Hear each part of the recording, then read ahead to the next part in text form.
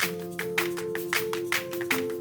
guys, good morning. I just got to my classroom and I have first period prep, so I'm trying to set up my room to be a Silk Road experience obstacle course thing. So as I set it up, I thought I would just show you how I'm doing it. I've never done this before. Everything with history I've never done before because I've never taught 6th grade history until this year. We use the History Alive, like TCI curriculum. So this is just something straight out of the textbook. I don't know, I upped it a little bit. So let me take all these chairs down and then I'll start setting it up. Okay, so I just moved my room around a little bit and let me show you what exactly I'm doing. So first of all, this is just the curriculum like from the teacher's guide that we get. This is a Silk Road lesson with TCI, and so this is like the explanation of how to set this up. I don't know if I'm really following it exactly, but I like the idea. So they gave you like little signs for all of the different places, but I decided to make them a little bit just easier to see and like color code them. So mine are gonna look like this.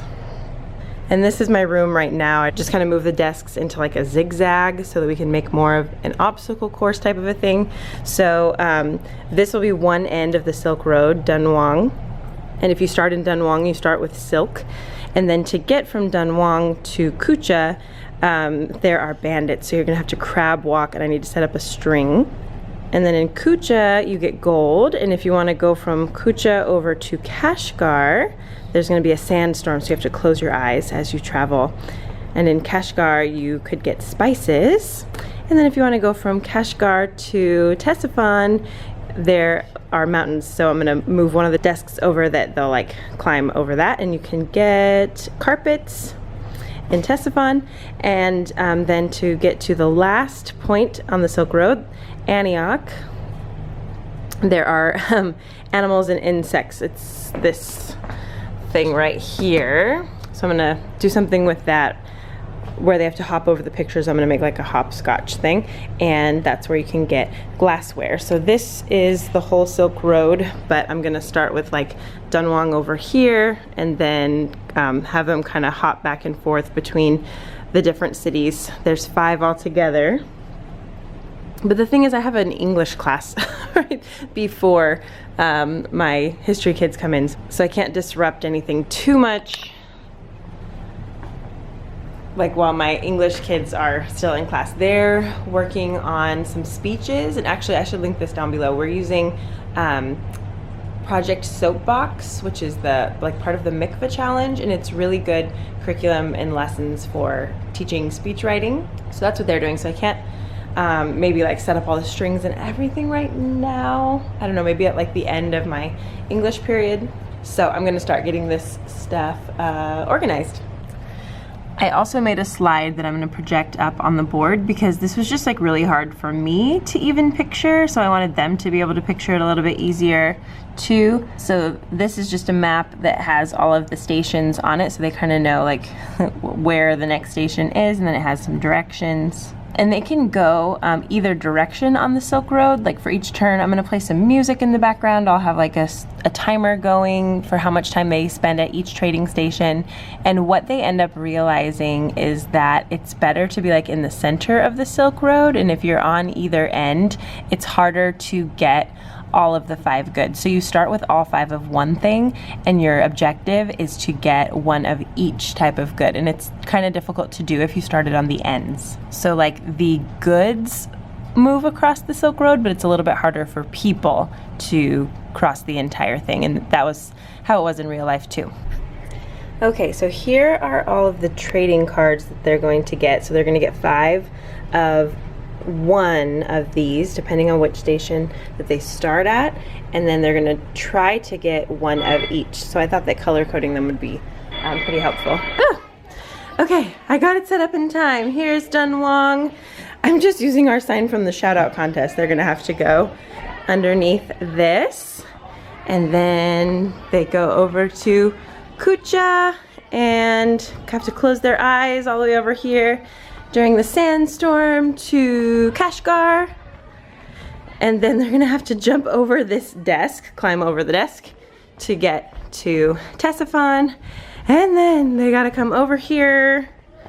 And let's see, we're gonna have to do hopscotch right here. So let's see if I can do it. Gotta jump over, 2. Okay, cool. And then go over here to Antioch. So, all right, I think we are ready.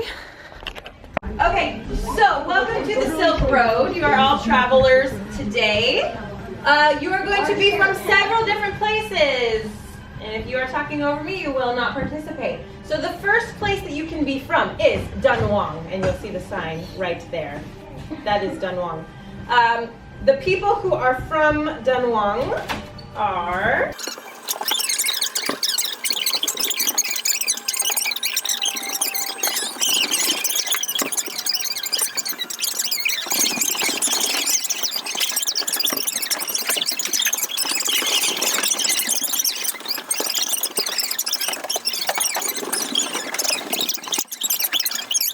Okay, so 1 from each group. Come and get 5 for each person. You can just take it back to your group and hand out 5. 25. Mula. Okay, so just take that and just go give 5 to each person in your group. You can just take those and go give 5 to each person. Take all of them. Yeah, you can Wait, just does each one get 5? everybody gets 5. Yeah.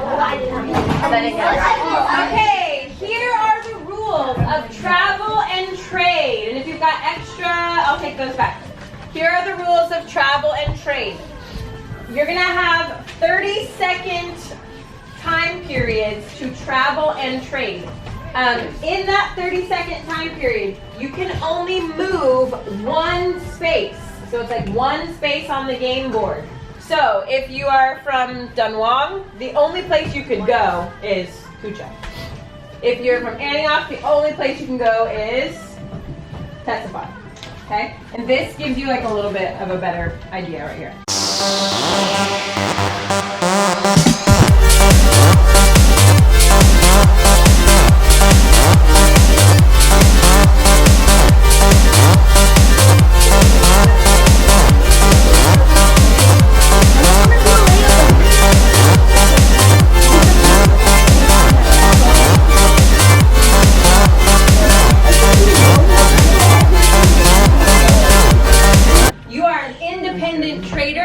Whatever you want, but remember that you can only move 1 space on the board per turn. You can only trade 1 thing per turn. A turn is 30 seconds. Okay? Guards, are you ready to monitor and make sure that everyone's doing it right? Guards, I'm gonna slip you some extra money in a minute. All right, I'm gonna set your timer. On your mark.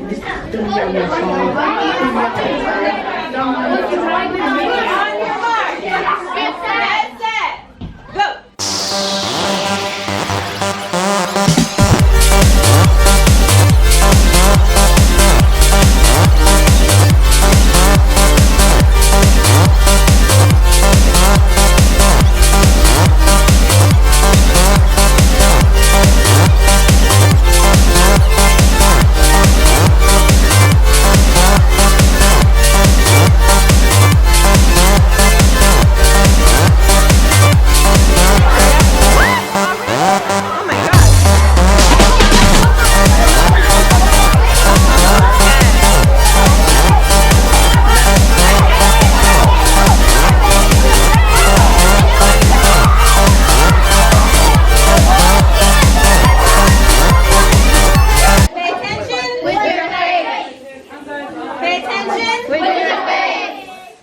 Okay, we're gonna pause right here. You get to keep all of the products that you trade for. But now let's take a look at what happens when people start to trade. So, how many people either did this or saw this happen? How many people like cheated right out the gate?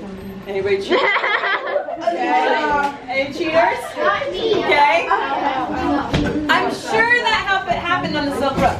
How many people tried to make like a deal? Like, I'll give you like 2 of them. Oh, I was trying to bribe Avant to give me his silverware so I could sell it to Living for Gold. Silverware? Yeah. Right? Glassware. Cheating, trading, making deals, trying to kind of trick people. I'm sure that happened on the Silk Road. I randomly have things. Like, I don't know. Okay. people might have made a mistake counting. That could happen. You're lucky though. What other strategies did you guys have on the Silk Road? Like 1 for 1. So if I get like what I don't want, but if somebody wants it, so I get what I want again. Oh, okay, that's good. So guys, this can all help you with your reflection. So maybe like you don't even necessarily want this thing, but you're a middleman. So you know that somebody else does, so you could sell it to them. So that's good business. So you got this business strategy. That's literally What what else? the thing that seems most popular, like gold. It seems very popular. So trading gold for what you want. Okay, so like kind of pay attention to the trends, get what people want.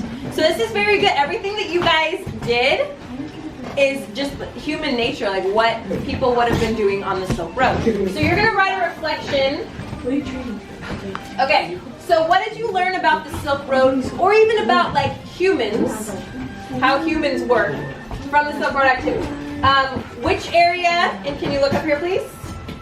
Do you think was the hardest to get to or travel to? Which items do you think were the most valuable? And then like if you were a Silk Road trader, what would have been your strategy? Would you have been the type of person that tried to go everywhere? Would you have just stayed in one place? Would you have looked for the popular items? Would you have been a middleman and just tried to, you know, get what other people wanted? Would you have not traded at all and, you know, let people bribe you for protection from bandits or something? What do you think you would have done if you were on the Silk Road? So you're gonna go get your Chromebook out of the, hold on. Out of the hallway. You're gonna bring it back in here. Let me get rid of the bandits first, okay? And you're gonna write your reflection to the Silk Road. By the way, you just passed your Silk Road test. That was it. And you get to keep your stuff.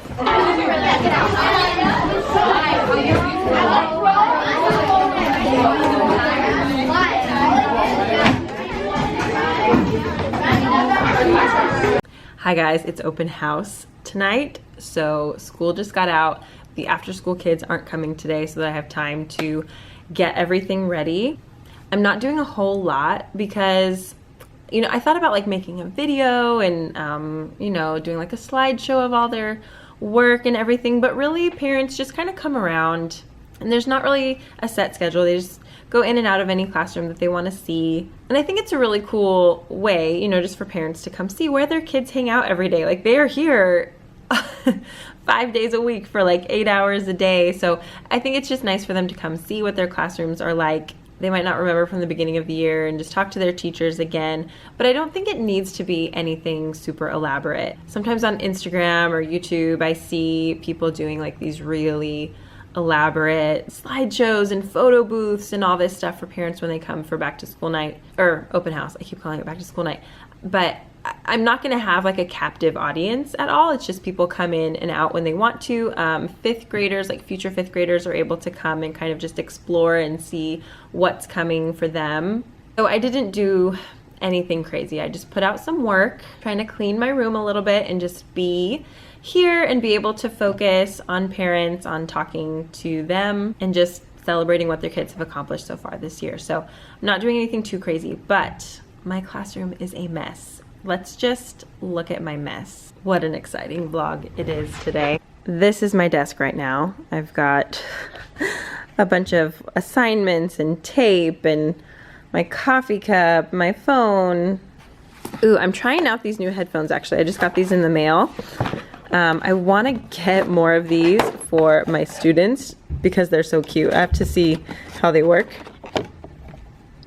But look how cute these are. I love the purple, and they have a bunch of different colors that like totally go with my classroom. So I'll link those below if you're interested. I was just kind of dealing with those.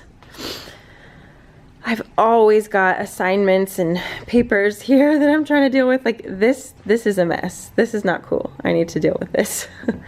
And then, oh shoot, I forgot to set these out. Okay, good thing I did this. These were our literary analysis mini flip books. I was just going through a couple of these and I meant to set these out. So actually, let me take these with me. Anyway, this is like the other side of my desk. I kind of have like when students aren't here desk and then when students are here desk. And I've just got stuff everywhere. This is for our Virgin Islands unit right now that we're doing a Rothschild Francis thing. I just need to go through all of these papers. I just let it go and then it gets really bad. So this is my board right now. I printed out this really cool map from scholastic.com, and so this was like 16 different pieces, and then I laminated them and cut them out and put them on my board just to make a bigger map of the US Virgin Islands. I keep saying I need to move up Lin-Manuel Miranda so that he can geographically represent Puerto Rico, but Puerto Rico is like right there in relation to the Virgin Islands. So all that is kind of a mess. And then over here, this is supposed to be like, this is where I usually put things that I'm gonna hand out to students, but it has also become a disaster. So I just need to go through all this stuff and clean it. And I love this little succulent. It's so cute, but just surrounded by a bunch of mess. I've been having students fill in the white box, and they were gonna write welcome to open house, but looks like they did not finish. So I'll just show you how I set up for open house. I've just got work out on the tables, and you'll notice that I took down my flags from the windows. I figured tonight would be a good time to give them back. So I don't want to get too close to that, you know, like names aren't visible or whatever, but like there are 5 people that sit in this chair every day because of the different periods. I have one class that goes for 2 periods long. So there are 5 people in this chair every day. So all 5 of them put their work like this. So throughout the day, I just had them organize this and set it out so that they can take their parent over to where they sit and then show them just like our most recent project. So this is a lot of work, especially when you think, wow, I have to grade all of this. But they really liked getting these All About Me flags down from the window today, and then looking back at their little face, like their look has changed a little bit, especially the 6th graders, since the first day of school, which was like 9 months ago. And then even sometimes like the things that they wanted to be when they grew up, or their favorite color, favorite food, or whatever has changed a little bit. So it was just cool for them to see those, and I'll have their parents take them home with them tonight. So it looks like this, and now my windows are really boring. I haven't decided if I want to do something else right there or not. I don't know. We'll see. Currently, the answer is no, not today.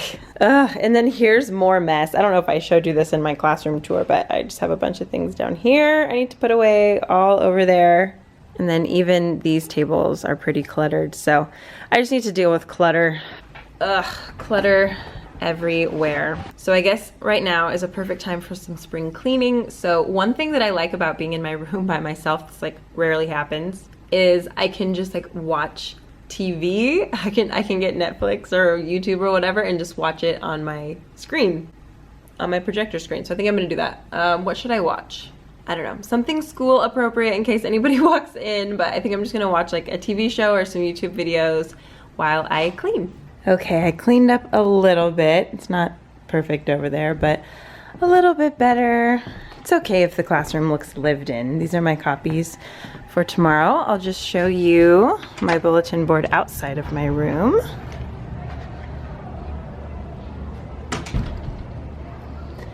It looks like this. I've got these 1-pagers that my 8th graders did from the Diary of Anne Frank. They did such a good job on these. They are really, really beautiful. Then we did this little project about like themes and stories that have to do with happiness. We made these on Canva. Thought these turned out pretty nice.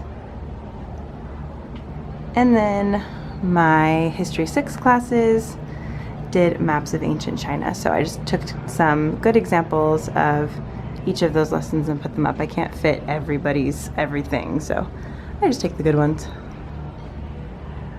Right now it's Women's History Month, so I have quotes from famous women on my door. This is my sign. And when you come in, it looks like this. Okay, I have to go pick up Jensen because my husband is doing some training. He does like athletic training.